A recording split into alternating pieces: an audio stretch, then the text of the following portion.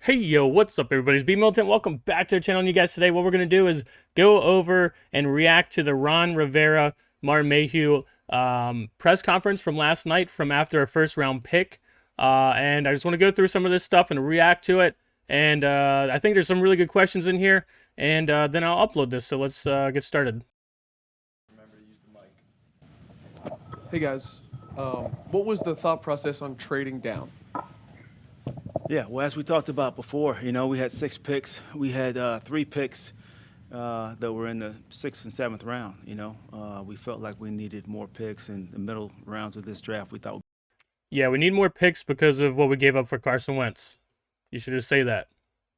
would be really valuable. So, been working on that for a couple of days now and talking with several different teams who are interested in moving up. And we finally were able to strike a deal with New Orleans. And what was your analysis of Jahan, and where was he on your board? Yeah, well, he was high on our board. Obviously, we took him at 16. The guy's got speed. He's got playmaking ability. He's got really competitiveness, some competitiveness when the ball's in the air. He's kind of like Terry in the fact that 48 seconds in, already trying to compare this guy to Terry McLaurin. We'll see, man. We'll see. he's not like the biggest guy, but the 50-50 balls, he has the ability to go up and get those. The guy's just got tremendous ball skills, and he's got some versatility. So he can play in the slot, he can play outside, he can return punts. So he brings a lot to the table, and he helps us in a lot of different ways. So like they said, they can move this guy around and play him in the slot or the outside. But the thing is, what we were really looking for, what Terry McLaurin was looking for, was a bona fide number 2 receiver that's going to take eyes off of his side. And this guy, like they said, they're going to move this guy around, just like what they would probably do with Curtis Samuel. And to me, it's just like, it feels like they picked a need. Because as you see, he mentions the punt and return. Oh, this guy can punt and return too, or kick return, whatever.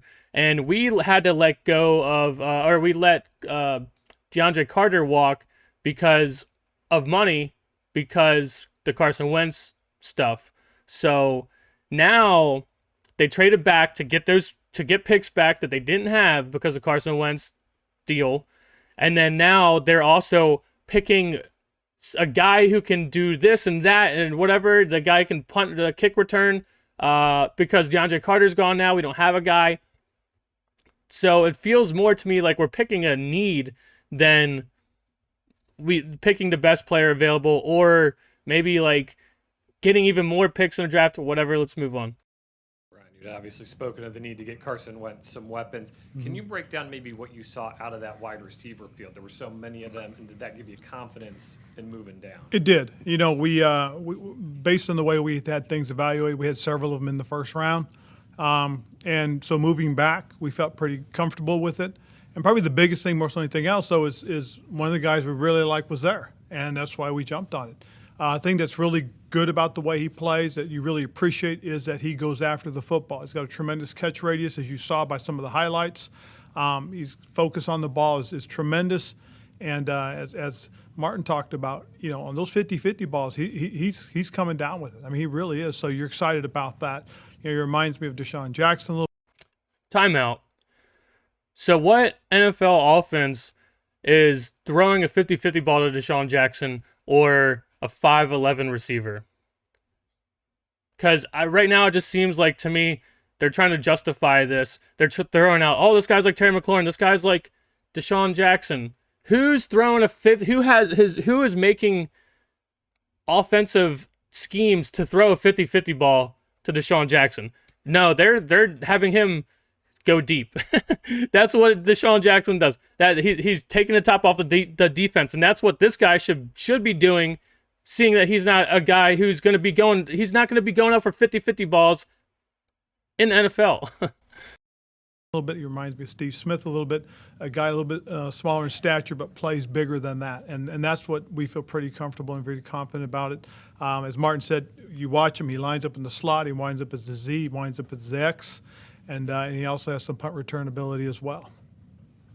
Is punt returner something you would consider with him, early on here in his rookie season as a way to get him involved? A little bit, but we do expect to put him on the football field an awful lot. He was one of the guys that Well, I'd hope so, seeing that he's a first-round pick, a 16th overall pick.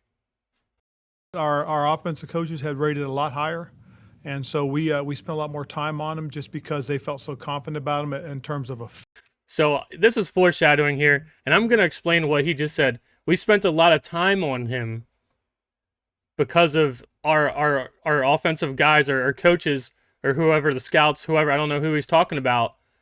They had a high grade on him, but as you can see in the next question or so, John Keim kind of reams Rivera and says, this guy didn't expect to be picked by you guys. He said he barely talked to you guys. So if you went out and spent a lot of time on this guy and all this or that, why was he never talked to?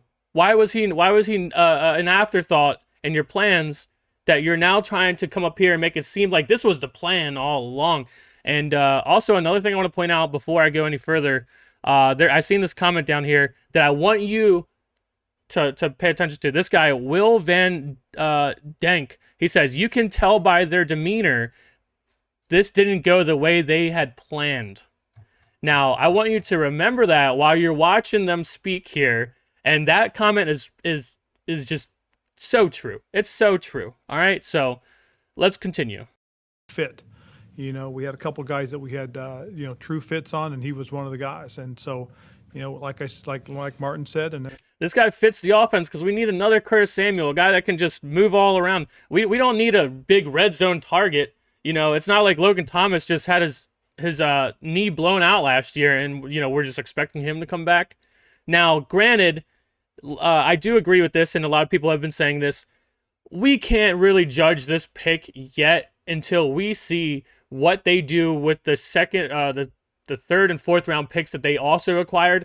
I do agree with that slightly. Maybe they do go get another huge wide receiver. I don't know, but to me, they're banking on Cam Sims is gonna be the guy, and you already know my feelings about Cam Sims. That guy's who else has been on this team longer than Cam Sims and had as many opportunities to show us something and hasn't been consistent enough to get on the field, to get the playtime. I think he's been here longer than Troy Hapke, right? So, I mean, I don't understand this.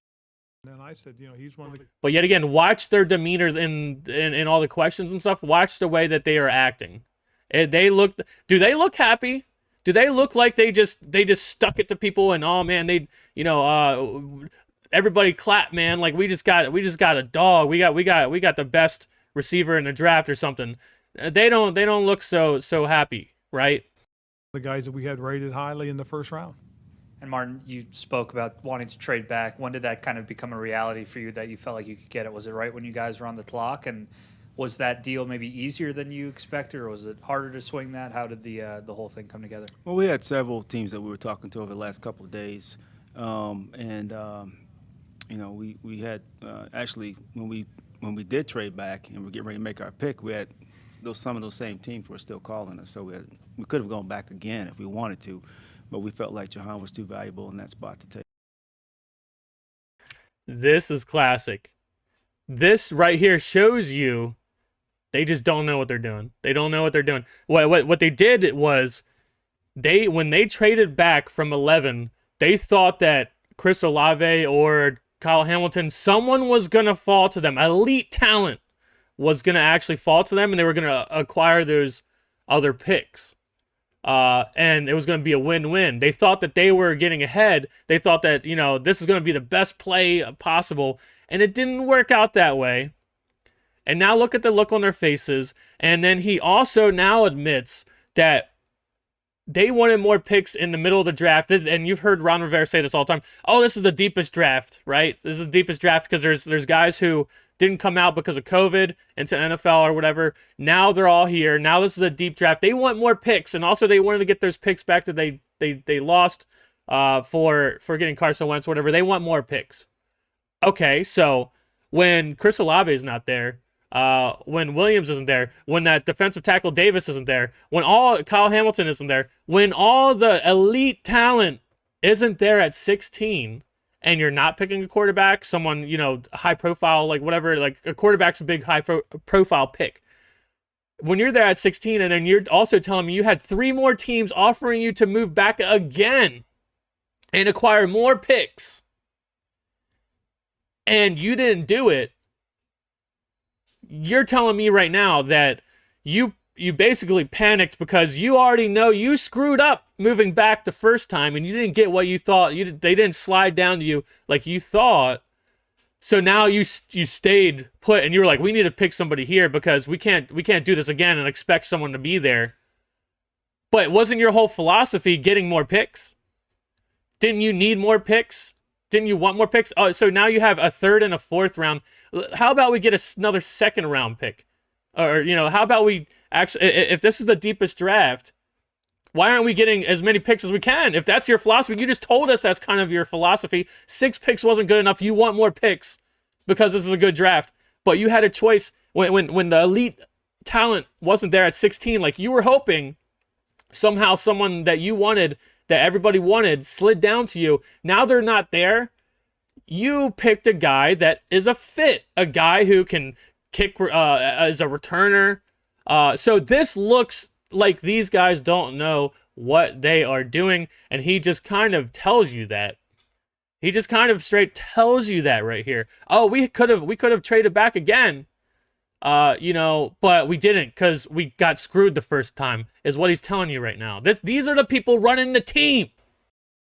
To pass on him. So, but no, it was a process, and as usual, you call around the league.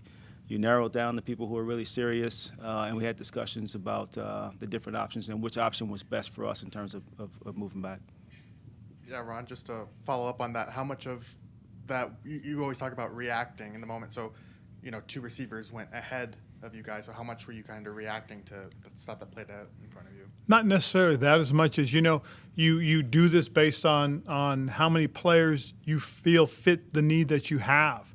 Not just at receiver, but there were some other positions that went as well that, that we had to also pay attention to. But knowing that a guy that we had highly rated and felt very comfortable and confident about his ability, was available, we made the decision that he was the guy. Jahan mentioned his versatility. I imagine players you feel fit the need that you have. Not just at receiver, but there were some other positions that went as well that, that we had to also pay attention to. But knowing that a guy that we had highly rated and felt very comfortable and confident about his ability, was available, we made the decision that he was the guy. Jahan mentioned his versatility. I imagine he can play anywhere, but how do you see it shaking out with Curtis and Terry and just the 3 of them, what they can do together? I think as a group, not just those 2, but I think he's going to be able to mix in with the other guys for the most part. We have 5, 6, 7 guys that we feel very comfortable with, and it's about getting guys opportunities on the football field. He will play a number of positions for us. Very confident in his ability to learn and grow and develop as a football player. Right. Look, I don't know if you can see it. Look at the people in the live chat here. Look at the people in the live chat. They met with Dotson one time. Ron didn't even meet the kid, and we picked him at 16. And you can see videos of Ron meeting with Olave, meeting with all these other people. But this is the plan the whole time, right? This is the plan they had. He said that you guys didn't talk a lot to him, so he was a little bit surprised. But it seemed like you guys liked him for a while. So when were you sold on him? What sold on you on him, and why didn't you feel the need to continue talking to him like you were to some others? Well, probably the So before he even gets into this, I've seen the video of when I forget when, but sometime last night, Jahan Dotson, he's like talking to the media or whatever, and he admits I was surprised that I was picked by Washington because they didn't really talk to me. That I've only met with them, or I did a Zoom call with them one time. So that just shows you how much of a priority he was to them and how highly on their board he was for a first round draft pick at 16. Biggest thing is, when you look at guys and you break them down, you also look at who he's playing with. Okay, and not to knock any of his teammates, but I'm the quarterback they had was a good player. Okay, he wasn't a great player, but he was a good player, and he just seemed to make this guy better. And you saw the catches that he made. I'm trying not to kill the kid, but you sit there and you think, well, he didn't throw a very accurate ball, but this guy was making him look good.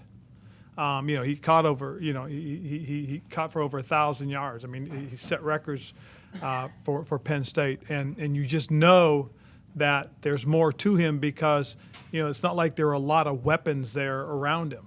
His team. That is one thing.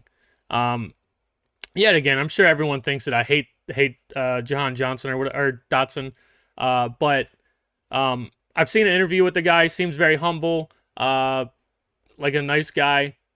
Good for him. I hope he works out. I hope it works out for the team.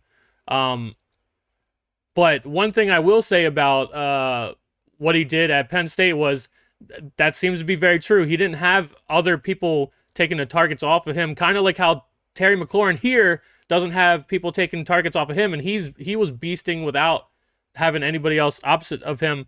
The same thing kind of does go for Dotson at Penn State. It's not like he had a ton of other talent that was taking all the eyes off of him, and he still was productive. That is the one thing I do like about the guy, and hopefully it works out. Teammates were good, but they weren't. You look at some of the other teams that had 2, 3, 4 weapons on the field at the same time, and you think, wow, this guy, they knew the ball was going to him, and he was still making plays. And that's what gets you excited, especially when you put the tape on and you watch game after game, and you see him catching 7, 8, 9, 10 balls a game. I mean, that's pretty impressive. And obviously, the size, not the biggest guy. So how, even at the line, how does he compensate for not having that kind Quickness. of size? His play quickness is terrific. His ability to get off the line by using it and getting vertical very quickly into his routes. He runs very good routes, very precise. He's got a good stutter step to him where it looks like he may be trying to change directions, go somewhere else, and he just kind of hits it and goes. He's got a little bit of a burst to separate. And when the ball is in the air, you see him gather and go up and get it. I mean, his catch radius really is terrific. The decision to move back, was that a case of if a certain guy isn't there, we're going to move back, or was that the plan all along was to try to move back? Well, we certainly had targets that we talked about, but we've been working on a move back for a couple of days now, like I said, and we were leaning that way from the very beginning. So it was a process, like I said, and we felt like we needed more picks coming into this draft. Obviously, there's certain guys, if they had been there, we would have taken them. But the move back was something we've been talking about for several days. If there were certain guys there, they would have taken him. Like who? Who did you think was going to fall to 16? Or sorry, to 11? That didn't fall to 11. You picked a receiver.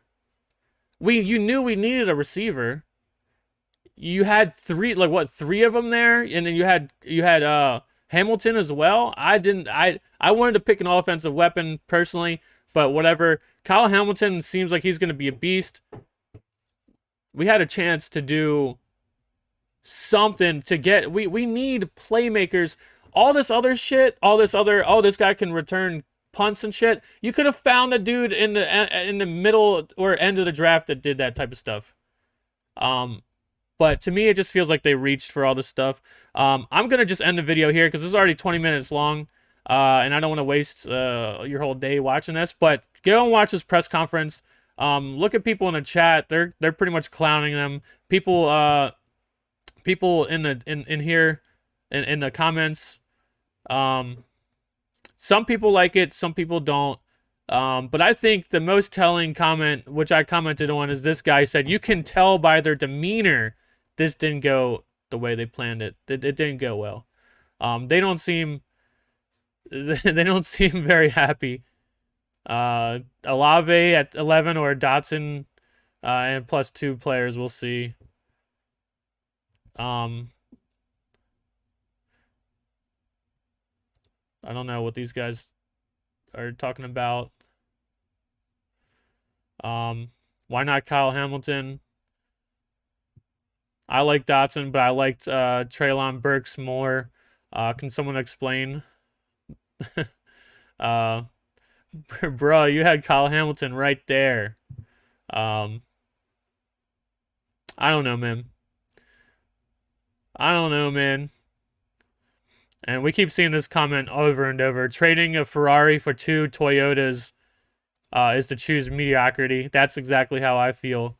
The first round is supposed to be where you get that elite talent, and we were bad last year to pick at 11, and you moved back from it. I thought I was happy when they first moved back because I thought we were gonna get a lot. We were gonna get a second. I thought we were gonna get a lot, a third and a fourth. No, that's that. We should have at least gotten a second. It just all around bad. These guys, I don't see it. I don't see. They drafted Jamin Davis. They drafted Jamin Davis, and people are out here thinking that this one's gonna turn out. This is gonna be the one that turns out good. Yeah, I don't see it. But anyway, hopefully it does turn out well. And today is going to be the second day of the draft. So, whew, I mean, hey, we'll see. We'll see. All right, well, I'll see you guys in the next one. I'm going to end this here. Peace.